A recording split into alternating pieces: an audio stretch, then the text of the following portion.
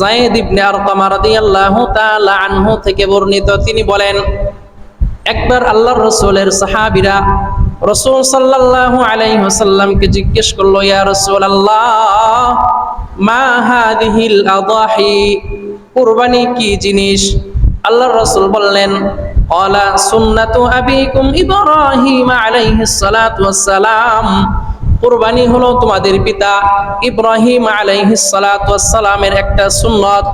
সাহাবায়ে কেরাম আবার জিজ্ঞেস করলেন, ক্বানু ফামা লানা ফিহা ইয়া রাসূলুল্লাহ, ওগো আল্লাহর পয়গম্বর, আমরা যদি কুরবানি করি তাহলে আমাদের লাভ কি?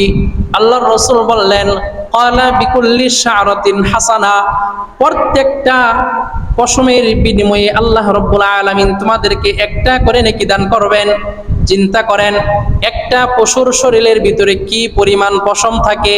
আল্লাহ রাসূল বলেন, যারা আল্লাহ তাআলার সন্তুষ্টির জন্য কুরবানি করবে, যে পশুটা কুরবানি করবে, ওই পশুর শরীরের প্রত্যেকটা পশমের বিনিময়ে আল্লাহ তাআলা একটা করে নেকি দান করবেন। সাহাবায়ে কেরাম আবার জিজ্ঞেস করলেন, ক্বালু ফাসসুফু ইয়া রাসূলুল্লাহ, ওগো আল্লাহর রাসূল, এমন অত পশু আছে যে পশুর শরীরের পশমগুলো গুচ্ছ আকারে থাকে, যেমন বেড়ার পশমগুলো দেখবেন জট আকারে থাকে। সাহাবায়ে কেরাম বললেন, ইয়া রাসূলুল্লাহ, ওই জটগুলোকে কি একটা পশম হিসেবে ধরা হবে? আল্লাহর রাসূল বললেন, না। ক্বালা বিকুল্লি শা'রাতিন মিনাস সুফি হাসানা, বরং ওই গুচ্ছের ভিতরে যে কয়টা পশম থাকে প্রত্যেকটা পশমের বিনিময়ে একটা করে নেকি দান করা হবে।